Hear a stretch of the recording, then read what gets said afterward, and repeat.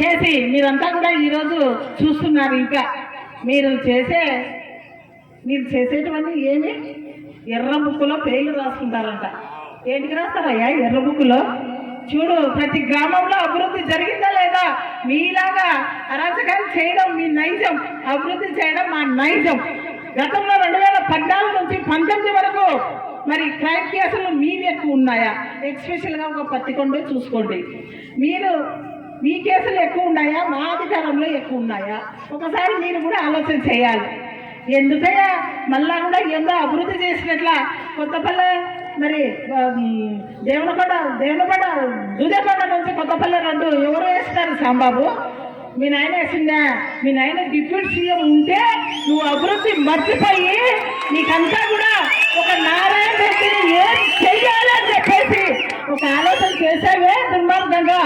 మా ఆయన మీద చేసిన ఆలోచన గ్రామాల అన్నిటిపైన, గ్రామాల ప్రజల పైన నువ్వు దృష్టి పెట్టి ఉంటే ఇప్పుడు డోను మినిస్టర్ గారు వాళ్ళ కాన్సెషన్ ఎలా చేసుకున్నాడయ్యా? పత్తికొండను అలా చెయ్యాల్సింది శ్యాంబాబు. అప్పుడు నీ అడ్డ అవుతుండే, అప్పుడు పత్తికొండ నీ అడ్డ అవుతుండే, అప్పుడు నువ్వు తొడగట్టాలి.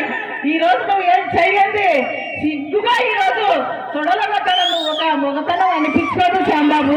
ఎప్పుడు కూడా అది మంచిది కాదు. ఎప్పుడు కూడా మీ గురించి నేను ఎప్పుడు కూడా మాట్లాడలే. ఈరోజు మీరు దుర్మార్గంగా మీ మాజీ ముఖ్యమంత్రికి చీటి రాసిస్తే ఒక మహిళా ఎమ్మెల్యేని చూడకుండా దుర్మార్గమైన ఇసుక దందా, దుర్మార్గమైన లిక్కరు, దుర్మార్గమైన కాంట్రాక్టర్లతో మరి మోసాలు, కాంట్రాక్టర్లు బెదిరించడాలు మీరు చేసేవన్నీ ఇసుక చందాలన్నీ కూడా మా పైన వేయాలని మా ప్రజలు గమనిస్తున్నారు. సాంబాబు మీరంతా చేసినవి మరి ఎవరేసిండ్రయ్యా రోడ్డు? మనుషులు నడవడానికి కూడా మరి వెళ్ళలేని పరిస్థితులు ఆ రోజు మీకు కనపడలేదా? దూదకొండ కొత్తపల్లె రోడ్డు నడుతున్నా, జొన్నగిరి బగరాయి రోడ్డు మీకు కనపడలేదా? అప్పుడు వేయకూడదా సాంబాబు? మీకు ఏం చెప్తున్నా. అలాగే పగరాయి టు కలంగుట్ల రోడ్డు నువ్వు అప్పుడు వేయకూడదా? నువ్వు వేసావా సాంబాబు? నేను సవాలు విసురుతున్నా. ఈరోజు మలిగివేలు కోసంతో మలిగివేలు ఈరోజు 7,20,00,000తో